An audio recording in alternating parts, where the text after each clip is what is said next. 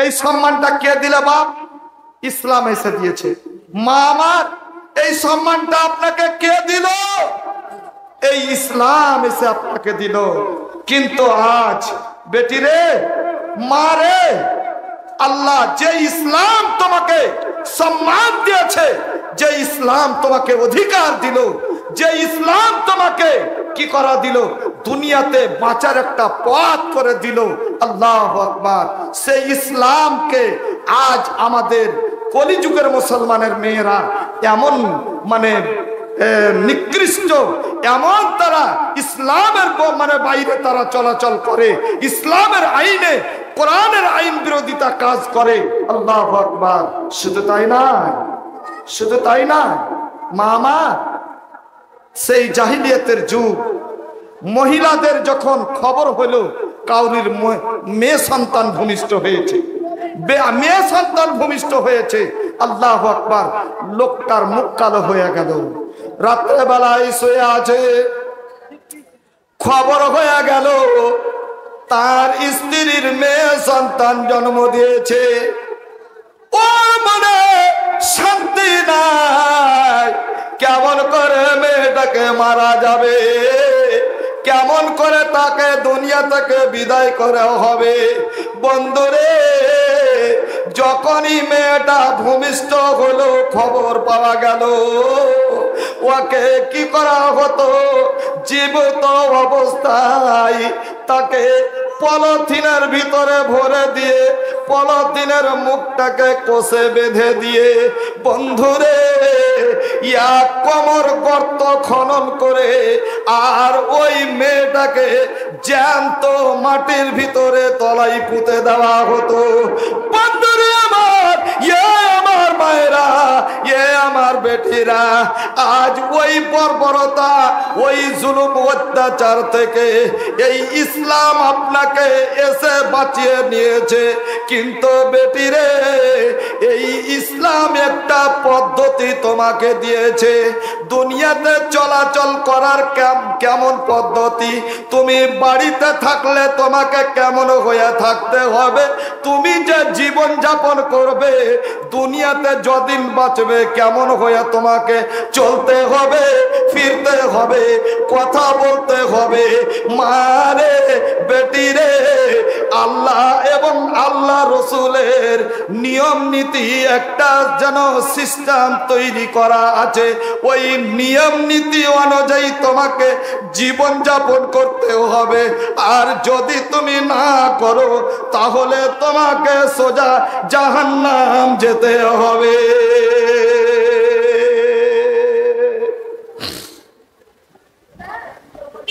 বাপ আমার, আপনাদেরও লাভ আছে, মনে করিয়েন না যে মেয়ের কথা বলছে আমাদের কোনো কাজে লাগে না। দেখেন, আপনাকেও আমি নিয়ে যাচ্ছি, আমার বক্তব্যের ঢাঁচাই হলো উভয়কে কেন্দ্র করে।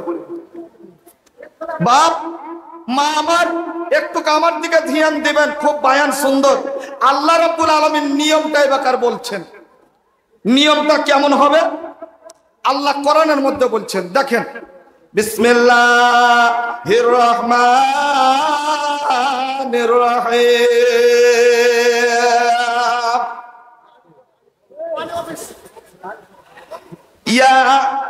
ইয়া আইয়ুহান নাবিয়্যু কুল লিআজওয়াজিকা ওয়া বানাতিকা ওয়া নিসাইল মুমিনিনা ইউদনিনা আলাইহিন্না মিন জালাবিবিহিন্না যালিকা আদনা আইয়ুরাফনা ফালা ইউযাইনা। আল্লাহ রাব্বুল আলামিন কোরআনের মধ্যে বললেন, ইয়া আইয়ুহান নবী, হে আমার নবী, কুল্লে আজওয়াজকা, আপনি আপনার বিবি গুলাকে বলে দিন, ওয়া বানাতেকা, এবং আপনি আপনার মেয়েগুলাকে বলে দিন, ওয়া নিসাইল মুমিনিনা, এবং বিশ্বের বিশ্বের মহিলাগুলাকে বলে দিন, সারা পৃথিবীর মহিলাগুলাকে বলে দিন, ওরা কি করবে? বাড়ি থেকে যখন বের হবে, কোন জায়গায় পরিজন ওর পড়ে গিয়েছে, শ্বশুর বাড়ি থেকে বাপের বাড়ি যাবে, বাপের বাড়ি থেকে শ্বশুরের বাড়ি যাবে, তারা পরিজনে বাজারে যাবে, ডাক্তারের বাড়ি যাবে, যে কোনো জায়গায় যাক না কেন তার পরিজন আছে, পরিজন মিটাতে হবে, না গেলে চলবে না। কিন্তু মারে না, আল্লাহর কোরআন বলছেন যখন তুমি বাড়ি থেকে বের হবে তখন তুমি কি করবে? যা তোমার পোশাক আছে, সালোয়ার কামিজ হোক বা কাপড় হোক, সায়া হোক, ব্লাউজ হোক, মারে তুমি সুন্দর করে পরিধান করে নাও। আর পরিধান করে নেওয়ার পর না, আল্লাহর কোরআন বলছেন তে একখানা বড় ধরনের আবার একখানা চাদর নিয়ে নাও। চাদর নিয়ে নেওয়ার পর এই বেকার পুরো শরীরটাকে ঢেকে নাও। আর ঢেকে নাও, নেওয়ার পরে বাড়ি থেকে তুমি রাস্তায় বেরিয়ে পড়ো, তোমার জরুরত পূরণ করো, তোমার কাজ তুমি উঠিয়া নাও। সুবহানাল্লাহ। আল্লাহর কোরআন বলছেন যখন তুমি বাড়ি থেকে এই অবস্থায় বের হবে, এক কথায় পর্দা করে তুমি বাড়ি থেকে বের হও রে বেটি। যখন তুমি বাড়ি থেকে এই অবস্থায় বের হবে তখন রাস্তার এদিকে ওদিকে দু পাইয়া কুত্তা কিছু বসে থাকবে। এই কুত্তারা কি করবে?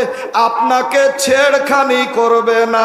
এরা ভেবে নিবে এটা হলো ইমানদার মহিলা, তোমাকে কেউ যেন ছেড়খানি করবে না।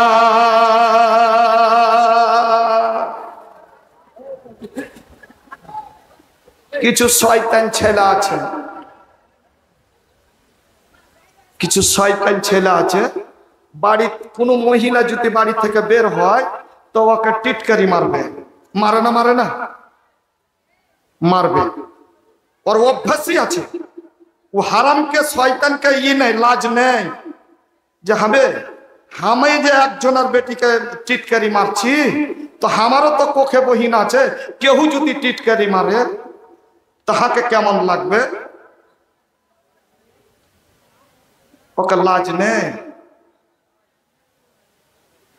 দেখবেন আপনি একটা মেয়ে ছেলে খুব সুন্দর করে সুন্দর করে একখানটা বরখা পিন, এখন ফের উঠেছে আল্লাহ পর্দা তো গর্দায় উঠিয়ে দিয়েছে। এমন পর্দার পর্দা, এমন চমকিলা, মানে চিকমিক চিকমিক চিকমিক করছে, এরকম চমকিলা আর ঢিলা ঢালালা একদম টাইট ফিটিং, যেমন ব্লাউজ গায়ে লেগে আছে ওইরকম করে ওর বডিতে লেগে আছে, ওর মানে ওর বরখা, এরকম বরখা পিনা একটা 50 বছরের মেয়ে লোক হেঁটে চলছে, চমকি না বরখা পিনা। তো দু চারটা মানে বন্ধু বান্ধব বৈশা আছে, 2-4 জনা, তো একটু দূর থেকে যে হেঁটে যেছে তো ওরা দেখে তখন কইছে, মানে ওর মুখে তো মানে ছাও বাইহার কিছু নেই, চট করে তখন কইছে ইস হবে কত জুতের মাল চলে গেল।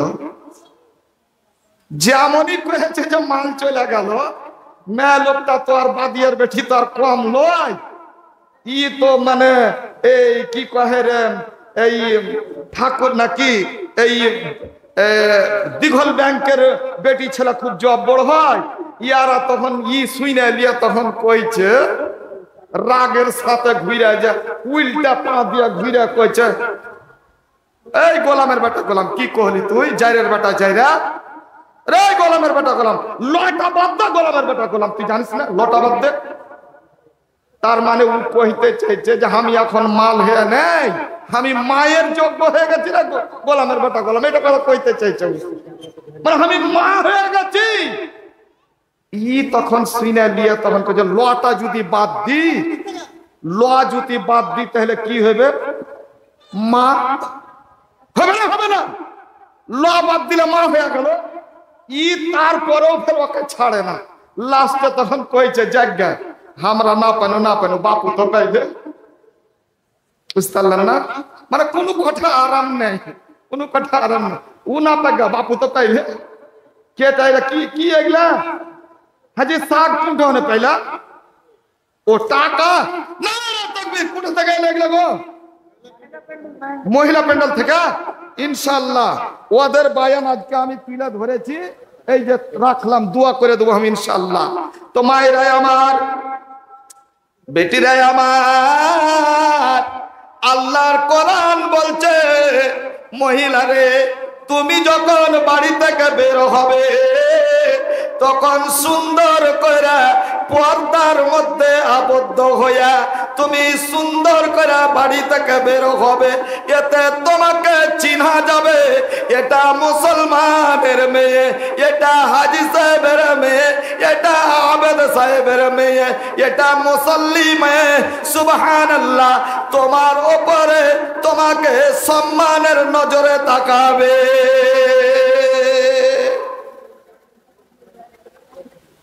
বাপ আমার, আল্লাহ রসুল 1450 বছর পার হয়ে গেল, প্রায় 1450 বছর পার হয়ে গেল। হযরত আবু হুরায়রা হচ্ছেন হাদিসটার রাবী। আবু হুরায়রা রাদিয়াল্লাহু তাআলা আনহু উনি হাদিসটা বর্ণনা করছেন। সহিহ হাদিস। আল্লাহ রসুল বলছেন 1450 বছর পূর্বে বলেছে যে দুই শ্রেণীর জাহান্নামীকে আমি দেখতে পাই না এখন অবধি। মানে ওরা জ্যান্ত অবস্থায় জাহান্নামী। বলে কেমন কথা? বলে জ্যান্ত অবস্থায় ওদের সার্টিফিকেট লেগে পড়ে গেছে যে ও জাহান্নামে যাবে। আমি নবী বললাম ও জাহান্নামী, কারণ শুধু ও মরেনি বলে জাহান্নামে যায়নি, মরলেই জাহান্নামে চলে যাবে। আল্লাহু আকবার, আল্লাহু আকবার, সুবহানাল্লাহ। সাহাবীরা বলছেন ইয়া রাসূলুল্লাহ, ইয়া হাবিবাল্লাহ, আল্লাহ রসুল কে এমন দুইজন ওই রকম হতভাগা আছে আল্লাহ রসুল যে আমাদের মধ্যে, বা মানে কে এমন, তাদের আকৃতিটা কেমন হবে, ওদের দৃশ্যটা কেমন হবে, ওদের আকার আকৃতি কেমন হবে আল্লাহ রসুল? সুবহানাল্লাহ। আল্লাহ রসুল তখন বিশ্লেষণ করলেন। দেখেন বিশ্লেষণটা শুনেন। সিনফানে মিন আহলিন নারে লাম আরাহুমা কওমুম মাহুম সিয়াতুন কাআযানাবিল বাকারে ইয়াযরিবুনা বিহান্নাস।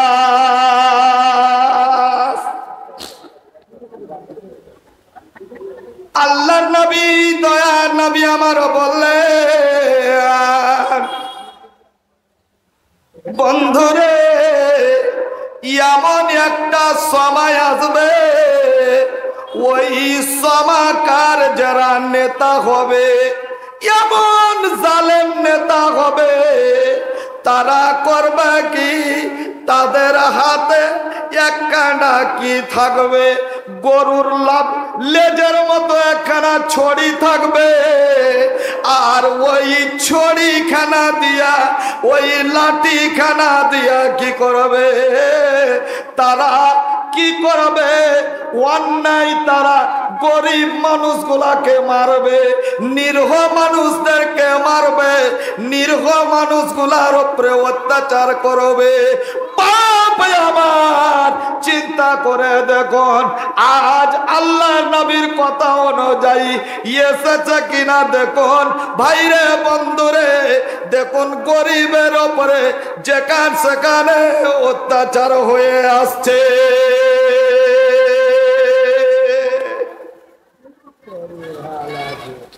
এক নম্বর হয়ে গেল। দ্বিতীয় নম্বর, নবী আমার বললেন দুই নম্বর শ্রেণীর মানুষ কারা হবে? আল্লাহ রাসূল বললেন তারা মহিলাদের মধ্যেও হবে। নবীকে সাহাবীরা বললেন ইয়া রাসূলুল্লাহ, ইয়া হাবিবাল্লাহ, ওদের বৈশিষ্ট্যটা কেমন হবে? নবী আমার বললেন ওয়া নিসাউন কাসিয়াতুন আরিয়াতুন মুমিলাতুন মাইলাতুন ওয়া রুসুহুন্না কাসনামাতিল বুখতিল মাইলা। আল্লাহর নবী দয়ার নবী আমার বললেন, ওদের বিশ্লেষণ করে দিলেন, এক শ্রেণীর নারী হবে, এক শ্রেণীর মহিলা হবে। ওই মহিলারা কি করবে? কাসিয়াতুন, তারা পরনে তো কাপড় পরিধান করবে, কিন্তু আরিয়াতুন, পরিধান মাত্র কাপড় থাকবে, কিন্তু আরিয়াতুন, তাদেরকে উলঙ্গ দেখা যাবে। তার মানে বুঝা গেল বাপরে মারে, এমন পোশাক পাতল পরিধান করবে, নামে তো পোশাক আছে কিন্তু উলঙ্গ অবস্থা যেমন ওই রকম, বডির সম্পূর্ণটা যেন দেখা যাবে, গোপন অঙ্গ তার সবই কিছু প্রকাশ্য পাবে। বন্ধুরে আমার, এ আমার মায়েরা, নবী আমার বলছেন আরিয়াতুন, সে উলঙ্গ হবে, আর মুমিলাতুন, ওই পোশাক পাতল পরিধান করে নিয়ে তারা রাস্তা দিয়া বেরিয়ে পড়বে, পর পুরুষকে নিজের দিকে আকর্ষণ করবে। মায়েলাতুন, সে নিজের দিকে আকর্ষণ করবে।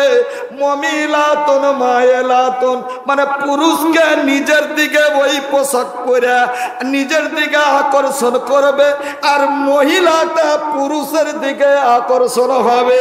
নবী আমার বলছেন, ওয়া রুসুহুন্না কাসনামাতিল বুখতিল মাইলা, আর ওরা যে রাস্তা দিয়ে চলবে, ওদের পায়ে হিলখানা থাকবে, চপ্পলখানা, উঁচু পায়ের হিল পরিধান করে নেবে। আর কি করবে?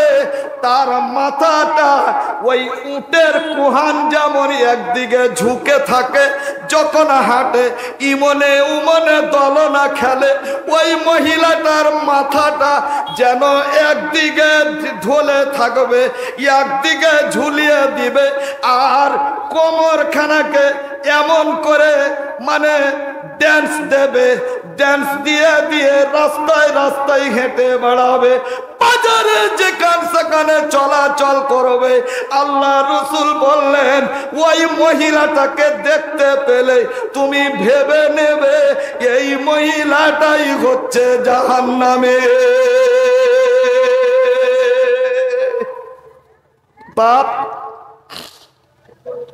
চিন্তা করেছেন, দেখেন আল্লাহ রসুল সাল্লাল্লাহু আলাইহি সাল্লাম বলছেন, কবি খুব আক্ষেপ করে বলছেন, মেয়েদের যা পোশাক এখন বর্তমানে আরম্ভ হয়ে গিয়েছে, কি মুসলমানের বেটি, কি হাজির বেটি, কি মুলবির বেটি, কি জাহিলের বেটি, সব বরাবর হয়ে গিয়েছে। মাথায় ওড়না নেই, রাস্তার ধারে ধারে বসে আছে। রাস্তার ধারে যুবক যুবক মেয়ে ছেলেকে দেখি, এখন মুসলমানের মেয়েরাও চলতে লেগেছে। হিন্দুর মেয়েরা তো আছে, মুসলমানের মেয়েরাও বাজারে যেখানে সেখানে চলাফেরা করতে, স্কুল কলেজে পড়তে গিয়ে তাদের রকম তারা বেহায়া হয়ে গিয়েছে। আল্লাহু আকবার দিয়ে তারাও এইরকম চলতে আরম্ভ করেছে। মডার্ন যুগ, কলি যুগে তারা লিপ্ত হয়ে গিয়েছে। কলি যুগের মধ্যে মানে মডার্ন যুগে তারা লিপ্ত হয়ে গিয়েছে, মেতে গিয়েছে। সুবহানাল্লাহ। নতুন যুগের নতুন নীতি, নতুন যুগের নতুন নীতি দেখেন বন্ধুগণ। আমি বলি কবিতাই শোনেন দিয়া মন, নতুন যুগের নতুন নীতি দেখেন বন্ধুগণ। আমি বলি কবিতাই শোনেন দিয়া মন। যুবকেরা রঙিয়ে গেল নতুন সভ্যতায়, টাইট স্যুট পরে তাদের বসা বড় দায়। বাধ্য হইয়া সুরধারীরা দাঁড়িয়ে পেশাব করে। গজবের চিন্তা কিন্তু কয়েক জায়গায় পড়ে, কিছু পড়ে জমিন পড়ে, কিছু পড়ে জমিন পড়ে, কিছু তাদের গায়ে, আর কিছু কিছু ছুটে পড়ে জুতা ভিজে যায়। অনেক যুবক ভোরের বেলা কোরআন পড়া ছেড়ে আর অর্ধেক কাল হতে নবীর সুন্নাত জবাই করে। কেউ তো পূর্ণ জবাই করে, কেউ তো পূর্ণ জবাই করে গপকে উড়ান দেয়, কেউ তো পূর্ণ জবাই করে মোচকে উড়ান দেয়, আর কেউ তো দুয়া সাপ করে নারী সেজে রায়। নারী জাতির চেহারা সাদা, নারী জাতির চেহারা সাদা দেখতে লাগে ভালো, আর তাদের মতো হবে না আর কেমন করে বলো। মরণকালে মুসলমানি, মরণকালে মুসলমানি চেহারা থাকা চাই, কাফন পরার সময় দাড়ি গজা বড় দায়, আরো একটা জামা দেখে ধন্দ লেগে যায়। রং বিরঙের ছিটের জামা দেখো পুরুষ লোকের গায়ে, এই সমস্ত পোশাক দেখে যুগের নারীগণ, এই সমস্ত পোশাক দেখে যুগের নারীগণ কেমন করে বদলা নিবে ভাবে মনে মন। তাই তো তারা হাতি পায়ের স্যুট পরা নিল, আর চাইনা শার্ট গায়ে পরা পুরুষ সেজে গেল। নারী পুরুষ ভেদাভেদ মিটিয়া দিতে চাই, আর খোদার দেওয়া চিহ্ন কিন্তু মিটা বড় দায়ী। আরো একটা জামা দেখি, আরো একটা জামা দেখি নারী পরিধানে, পেট পিট সিনা ফাঁকা শুধু মধ্যখানে, এমন ঢঙে কেটে ছেটে তৈরি করা হয়, নামে মাত্র জামা কিন্তু পর্দার কিছু নাই। গলার কাটিং বড় হইয়া, গলার কাটিং বড় হইয়া নিচু দিকে আসে, আর কাটিং এরই কোনা দুটি সবার আশেপাশে। ওপর দিকে হাত চাড়িলে কোনো কাজের দায়, আর জামার নিচু দিকের সবা উদাও হইয়া যায়। আরো একটা ফরক দেখি নারী পরিধানে, নিচু দিকে মুঠুম হাত হবে টেনে টুনে, ওপর দিকে আন্ডার প্যান্ট ভিতরে রয়, আর পায়ের সাদা পেটি দুটি খোলা দেখা যায়। আরো তাদের ঠাটের কথা শুনের বন্ধুগণ, একে একে বলি আমি শোনেন দিয়া মন। ঠোঁটে রং, ঠোঁটে রং চোখে কাজল, ঠোঁটে রং চোখে কাজল মিশি দেখো দাঁতে, আর গালে পাউডার মাখা কত মাথা খোলা রাখে। ঠোঁটে রং চোখে কাজল মিশি দেখো দাঁতে, গালে পাউডার মাখে কত মাথা খোলা রাখে। রং বিরঙের ফাইন শাড়ি দেখো পরিধানে, আর বুকের ওপর ছোট্ট আঁচল বারে বারে টানে। এসব ফ্যাশন কইরা থাকে ওই সব নারীগণ, পর পুরুষে ভুলাইবে তো তাদের মন। আল্লাহ রসুল নারাজ হবে চিন্তা কিছু নাই, আর নতুন রঙে রঙতে হবে ধর্মের পরোয়া নাই। মারে আল্লাহর নবী, দয়ার নবী আমার মেরাজ শরীফ থেকে আসলেন। বাড়ি আসার দিন বাড়িতে বসে মা আয়েশা রাদিয়াল্লাহু তাআলা আনহার বাড়িতে বসে আছেন। সুবহানাল্লাহ, নিচুন দিকে আল্লাহর নবী মুখখানা, পবিত্র মুখখানা নিচুনে করে আছেন, আর চোখ দিয়ে যেন ঝরঝর ঝরঝর করে চোখ দিয়ে জল বের হচ্ছে। দাড়ি মোবারক যেন দিয়ে বয়ে বয়ে যেন মাটিতে পড়ছে। সুবহানাল্লাহ, আল্লাহর নবীর বাড়িতে হযরতে ফাতেমা এবং উনার জামাই হযরতে আলী রাদিয়াল্লাহু তাআলা আনহু এসে পৌঁছে গিয়েছেন। এমত অবস্থায় দেখছেন যে আল্লাহ রসুল কান্না করছে। মা মা বেটি আব্বাকে বলছে, ফাতেমা আব্বাকে বলছে, আব্বা জান কিসের জন্য আপনি এত কান্না করছেন বলুন, কে আপনার চোখে পানি নিয়ে এসেছে? বললেন এরে বেটি, তোমাদের কারণে আমি যে আমার চোখ দিয়ে পানি পড়ে গেছে, আমার কান্না বেরিয়ে এসেছে।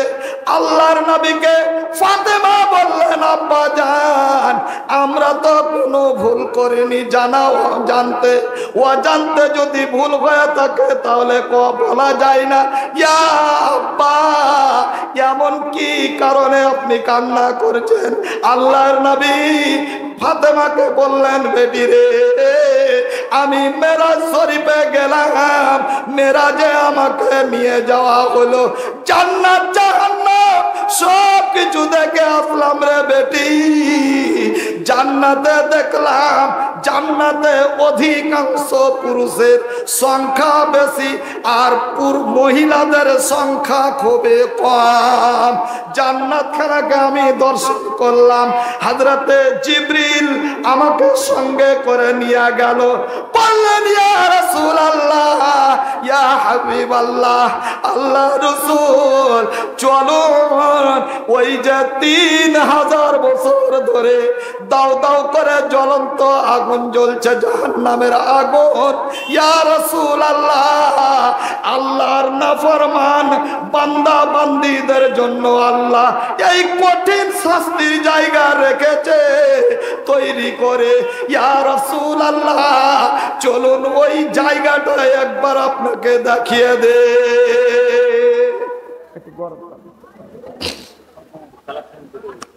চল যাচ্ছি জি, চল যাচ্ছি, ওগুলা হামাকা ঢং আছে। কই হাগা বসে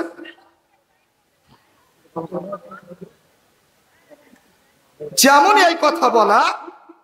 আল্লাহু আকবার।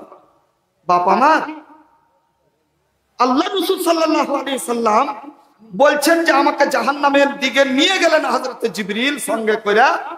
মা, খুব কঠিন আযাব, শুনেন আপনি বাকা, কঠিন আযাব যে আমার বেটিরা মাথার চুল খুলে রাস্তা দিয়ে হাঁটে, ওদের জন্য কঠিন শাস্তির জায়গা। শুনেন কি আযাব হচ্ছে। আল্লাহ রাসূল দেখলেন কি, সুবহানাল্লাহ, একবার ওপর দিকে একবার চোখটাকে ওপরে উঠান। বন্ধুরা, এই যে পালখানাতে দেখুন কত সুন্দর সুন্দর ফুলগুলা ঝুলছে, কত সিস্টেম করে তো ঝুলানো আছে। আল্লাহ রাসূল সাল্লাল্লাহু আলাইহি ওয়াসাল্লাম দেখছেন জাহান্নামের মাটিতে এক শ্রেণীর মহিলাগুলোকে ওই চুলের ঝুঁটি ধরে বেঁধে, লোহার কড়শিতে বেঁধে, সুবহানাল্লাহ, ওই মহিলাগুলোকে ওই চুলের ঝুঁটির ভরে জাহান্নামের মাটিতে ঝুলিয়ে রেখেছে। আল্লাহর নবী জিবরিলকে বললেন, ইয়া জিবরাইল, এই মহিলাগুলা কিসের কারণে এত শাস্তি দেওয়া হয়েছে? বললেন, আর জিবরাইল বললেন, ইয়া রাসূলুল্লাহ, সূরা নূরের মধ্যে আছে, আল্লাহ বলেছেন, ওরে বান্দীরা, ওরে আমার বান্দীরা, আমি আল্লাহ তোমাদের জন্য পর্দা ফরজ করে দিলাম। যখন তুমি সাবালিকা হয়ে যাবে, তোমার যখন বক্ষ স্থল ছেড়ে উঠবে, যখন তোমার সিনা উঁচু হয়ে যাবে, তোমার যখন মাসে মাসে ঋতু আসতে লাগবে, তখন বান্দিরে তুমি বাড়ি থেকে বের হবে তো তোমার মাথার চুল তুমি ফাঁকা করিও না, খোলা মিলা বেরিও না। কিন্তু এই সমস্ত মহিলারা আল্লাহর কোরআনের অপমান অপমান করেছিল, আল্লাহর আইনকে লঙ্ঘন করেছিল, যার কারণে আল্লাহ রাব্বুল আলামিন এদেরকে এইরকম শাস্তি জাহান্নামের মাটিতে দিয়েছে।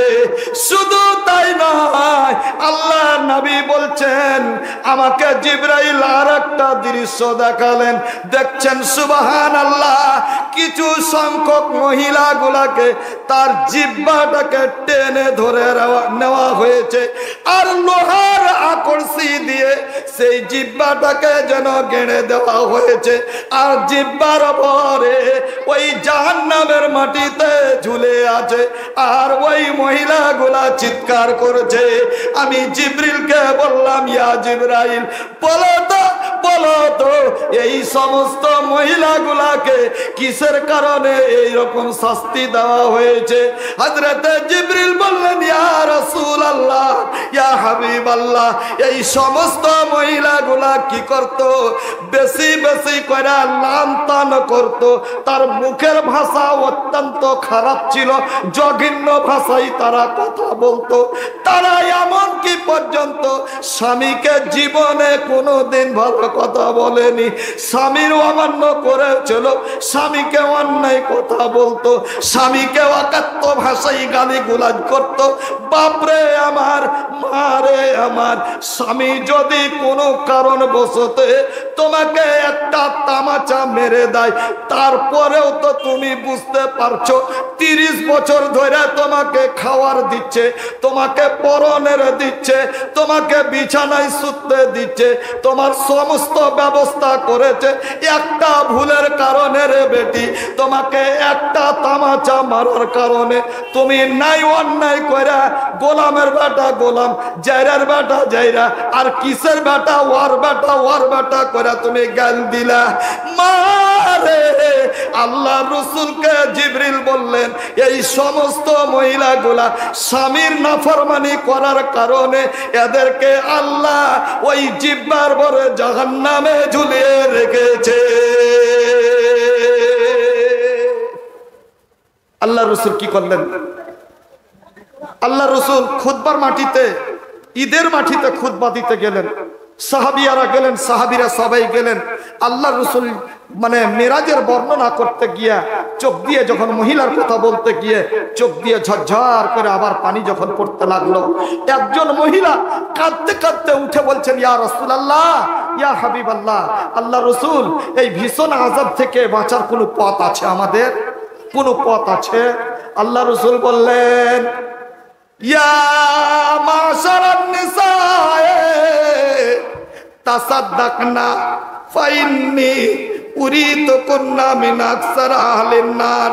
মুসলমানের বেটিরা, এ আমার সাহাবিয়ারা শোনো, এরে আল্লাহর বান্দারা শোনো, হ্যাঁ হ্যাঁ, তুমি ওই ভীষণ আযাব থেকে বাঁচতে পারবে, কিন্তু তোমাকে একটা কাজ করতে হবে, যেই কাজটার খুবই শক্তি আছে, খুবই আল্লাহ সম্মান দিয়েছে।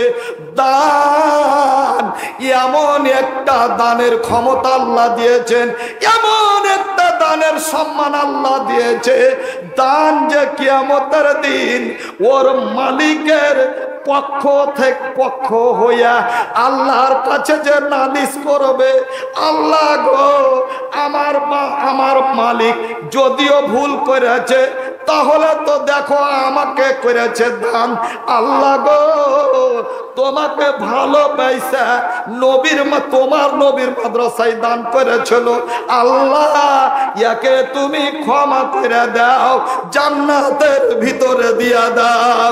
বন্ধুরে আমার, আল্লাহর নবী বলছেন, দানের এমন একটা ক্ষমতা যে আল্লাহ কিয়ামতের দিন দানেরও সুপারিশ শুনবে। বাপ, এবার আপনি কইবেন যে হাজি সব দাম তো দিয়া শেষ করে দিনু, আর তো টাকা নেই, জুহের ভাইকে কি দিব, কাম তো গোলমালিয়া গেল, কি দেওয়া যায়? আমি আপনার কাছে ধৈর্য বেঁধে নিব না বাপ, ধৈর্য বেঁধে নিব না, যা আছে আপনি ওটাই দেন, যা আছে আপনি ওটাই দেন। 10 টাকা আছে, আপনি একটু কষ্ট করে উঠে চট করে আপনি দিয়ে চল যান। মনে করিয়েন না যে 10 টাকা কোন লজ্জায় দিব।